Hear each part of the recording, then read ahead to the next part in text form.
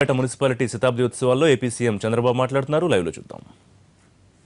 ఎవరికి నష్టం లేకుండా రోడ్లు వెడల్పు చేశారు. ఒక రోడ్లు వెడల్పు చేస్తేనే చాలదని పక్కన డ్రైనేజెస్ కూడా బ్రహ్మాండంగా కట్టే పరిస్థితికి వచ్చారు. ఇంకో పక్కన మీరు చూస్తే అన్ని రోడ్లలో కూడా బ్రహ్మాండమైన ఎల్ఈడి లైట్లు వేయించారు.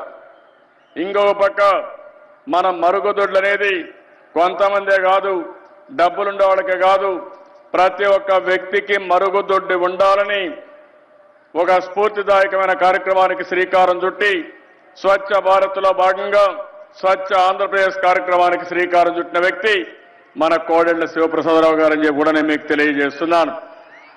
100% మరుగుదొడ్డి నిర్మాణం ఇక్కడ జరిగింది.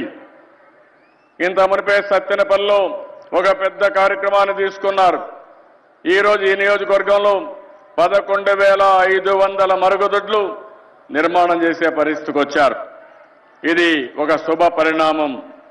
ఈరోజు ఇదే కాకుండా ఈరోజు ఇంకో పక్కన చూస్తే ఒక పక్క మరుగుదొడ్లు కట్టడం అభివృద్ధి చేయడమే కాకుండా యువతకు స్ఫూర్తిదాయకంగా ఉండాలని బ్రహ్మాండమైనటువంటి స్టేడియం కూడా జిల్లాలోనే కాకుండా రాష్ట్రంలో ఎక్కడన్నా పోటీలు పెట్టాలంటే అలాంటి బ్రహ్మాండమైన స్టేడియం ఇక్కడ నిర్మాణం చేసిన ఘనత కూడా ఇక్కడే ప్రజానికానికే దక్కింది.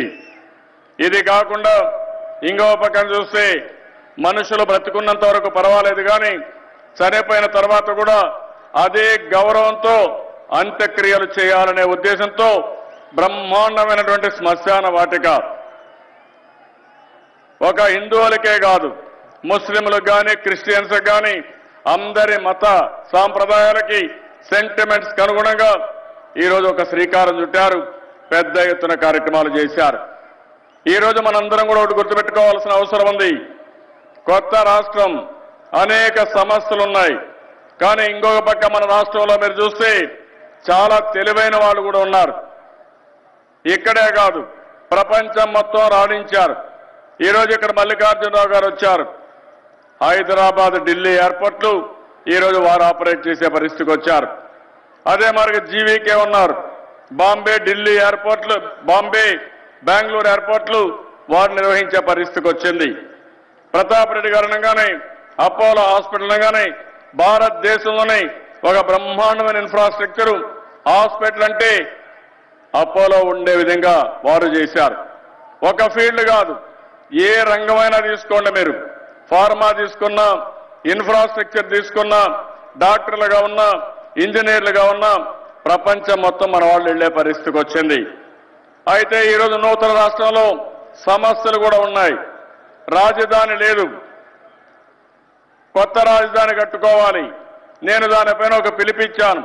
మన దగ్గర డబ్బులు లేవు, మీరు స్వచ్ఛందంగా ముందుకు రమ్మంటే చరిత్రలో ఎప్పుడూ జరగని విధంగా, భారతదేశంలో ఎప్పుడూ జరగని విధంగా 33,000 ఎకరాల భూమి స్వచ్ఛందంగా ల్యాండ్ పూలింగ్లో ఇచ్చారంటే వారికి మనస్ఫూర్తిగా అభినందనలు, ధన్యవాదాలు తెలియజేయాల్సిన అవసరం ఉంది.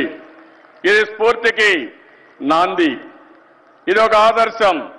అంటే ప్రజల సహకారం ఉందంటే ఏమైనా చేయగలుగుతామని నిరూపించే పరిస్థితికి వచ్చారు.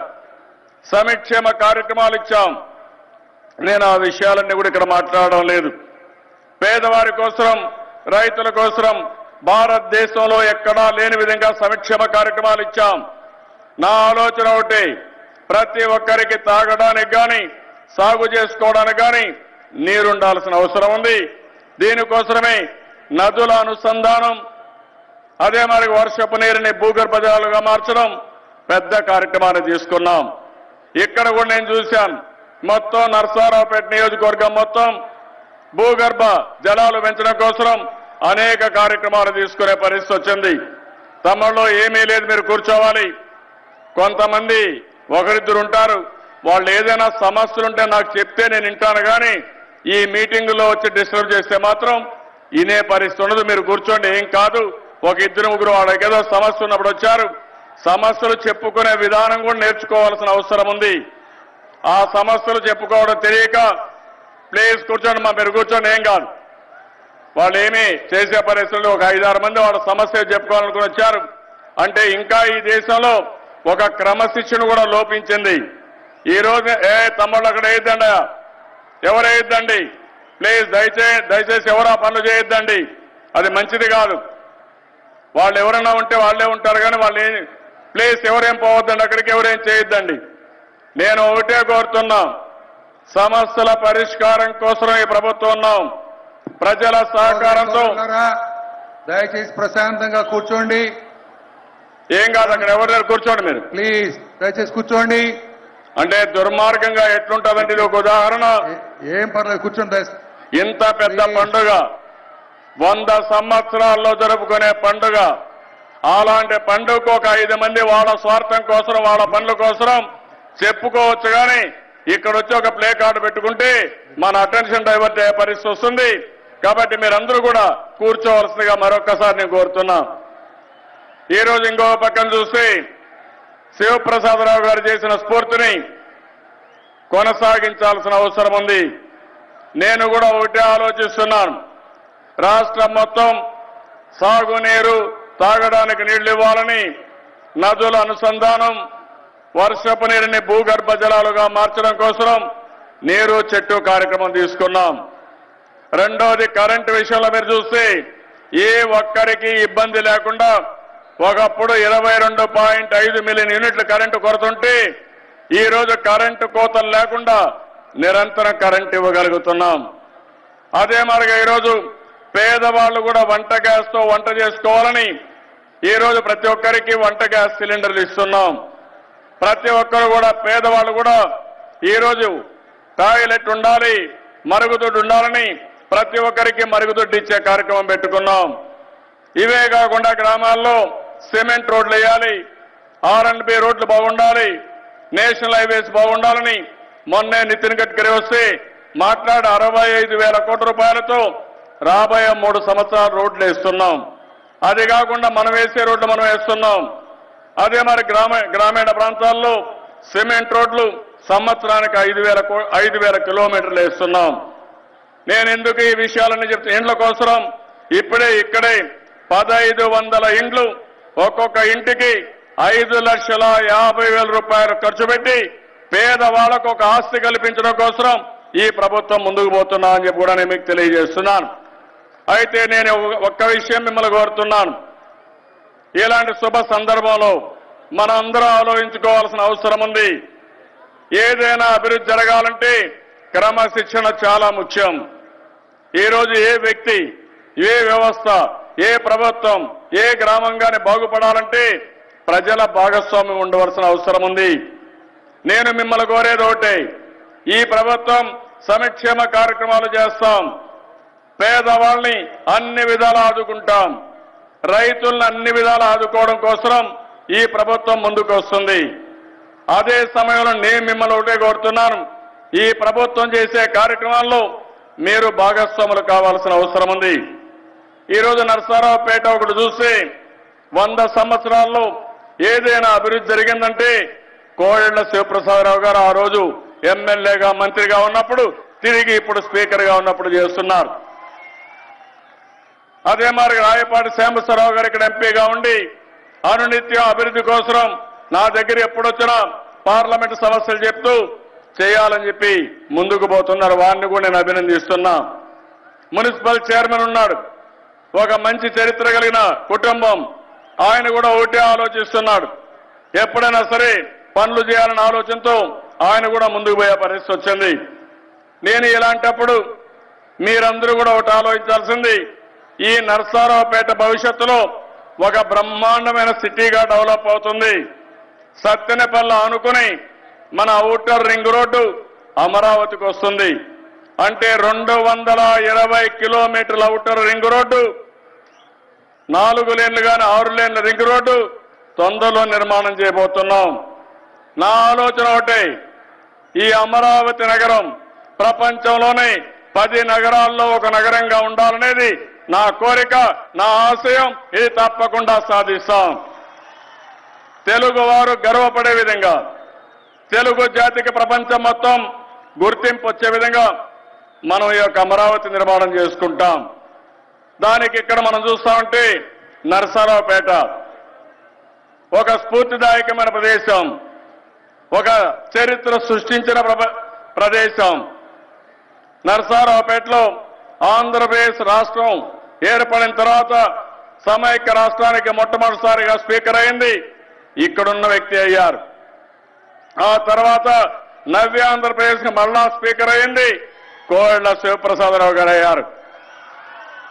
ఇంకో పక్క ఇక్కడ ఒక ముఖ్యమంత్రిగా కాసు బ్రహ్మానందరెడ్డి గారు రాష్ట్రంలో సుదీర్ఘ రాజకీయాల్లో ఉన్నారు. ఈరోజు శృంగేరి పీఠానికి అధినేత ఇక్కడి నుంచే వచ్చారంటే ఇది నరసరావుపేటకుండే ఒక చరిత్ర స్థాన బలం అని చెప్పి కూడా నేను మీకు తెలియజేస్తున్నాను. నేను ఇక్కడే మిమ్మల్ని అందరినీ ఒకటే కోరుతున్నా, ఒక సుదీర్ఘ చరిత్ర ఉంది. ఇప్పుడే నేను ఎన్నోసార్లు చూశాను. ఇక్కడే కోటప్ప కొండ అయితే శివప్రసాదరావు గారు శ్రద్ధ తీసుకుని బ్రహ్మాండమైన రిలీజియస్ సెంటర్ గా తయారు చేశారు. ఈ రోజు మనందరం అనుకుంటే ఏదైనా చేయగలుగుతాం. ఒక వ్యక్తి నిరంతరం కష్టపడితే, ఒక దూరదృష్టితో ముందుకు పోతే అనేక విజయాలు సాధించారు. ఈరోజు ఒక రాష్ట్రం లేకుంటే ఒక మున్సిపాలిటీ లేకపోతే ఒక జిల్లా అదే పందాలో పోతే మనం ఊహించని అభివృద్ధి చేసుకునే అవకాశాలు ఉంటాయి. ప్రజల్లో ఒక స్ఫూర్తి రావాల్సిన అవసరం ఉంది, ఒక చర్చ జరగాల్సిన అవసరం ఉంది. మీరందరూ కూడా అభివృద్ధిలో భాగస్వాములు కావాలి. వ్యక్తిగత సంపద కోసం, అదే మాదిరిగా సమాజ సంపద కోసం మనందరం కానీ కలిసి పనిచేస్తే మనం అనుకున్న లక్ష్యాలని నెరవేర్చగలుగుతామని చెప్పి కూడా నేను మీకు తెలియజేస్తున్నాను. ఈ ప్రభుత్వం చాలా స్పష్టంగా ఉన్నాం. 2022కి ఎన్ని కష్టాలున్నా భారతదేశంలో 3 అగ్ర రాష్ట్రాల్లో ఒక రాష్ట్రంగా ఉంటుంది. 2029కి భారతదేశంలో నెంబర్ 1 రాష్ట్రంగా ఆంధ్రప్రదేశ్ ఉంటుంది, అనుమానం లేదు.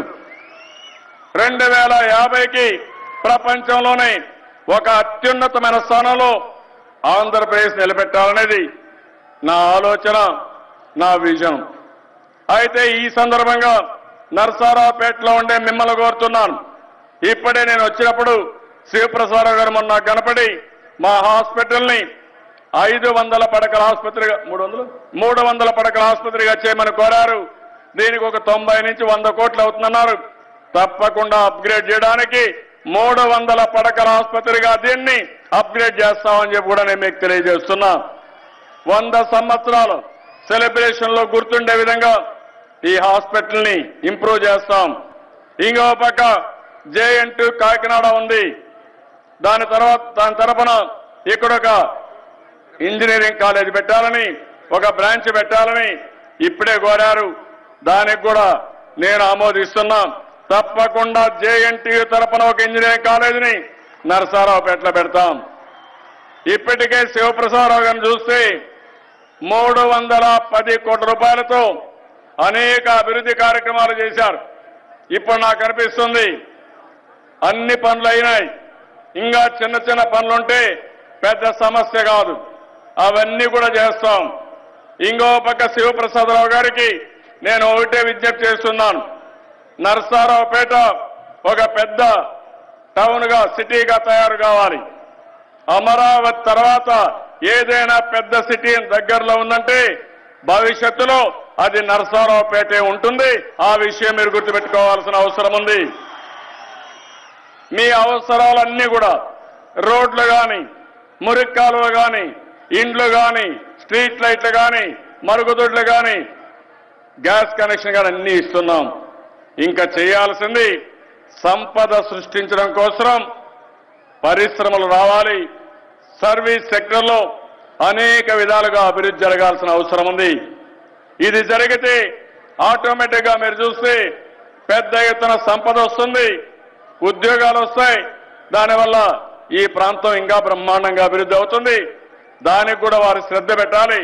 దానికి కూడా నేను పూర్తిగా సహకరిస్తానని చెప్పి మరొక్కసారి తెలియజేసుకుంటూ నరసరావుపేట టౌన్ లో ఉండే మీ అందరికీ విజ్ఞప్తి చేస్తున్నాం. చుట్టుపక్కల గ్రామాల్లో ఉండే మీ అందరికీ విజ్ఞప్తి చేస్తున్నాను. ఈ యొక్క అభివృద్ధిలో మీరు భాగస్వాములు కావాలి. ఈ రోజు మనందరం ఒక్కసారి ఆలోచిస్తే ఎంతో మంది మహానుభావులు చరిత్రలో ఈ నరసరావుపేట కోసం కృషి చేశారు. వారిలో ప్రముఖంగా కృషి చేసిన వ్యక్తి డాక్టర్ కోడెల శివప్రసాదరావు గారు. అయితే అదే సందర్భంలో వారు చేసిన అభివృద్ధి ఫలితాలు ఇప్పుడు మనం అనుభవిస్తున్నాం. ఈ రోజు మనం చేసే అభివృద్ధి ఫలితాలని భావి తరాలు అనుభవించే పరిస్థితి వస్తుంది. ఆ విషయం మీరు గుర్తుపెట్టుకోవాల్సిన అవసరం ఉంది.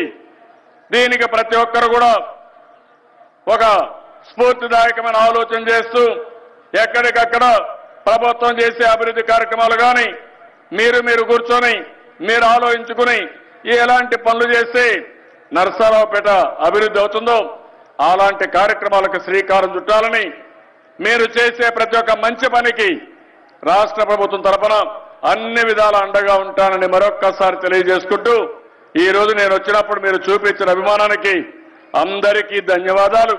అదే మాదిరిగా నరసరావుపేటలో ఉండే ప్రతి ఒక్కరికి అభినందనలు, శుభాకాంక్షలు.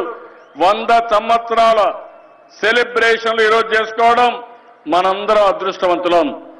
ఒక్కొక్కసారి కొన్ని పండుగలు చేసుకుంటాం, ఓసారి కొన్ని చరిత్రాత్మక ఘటనలకి మనం సాక్షులుగా మిగులుతాం.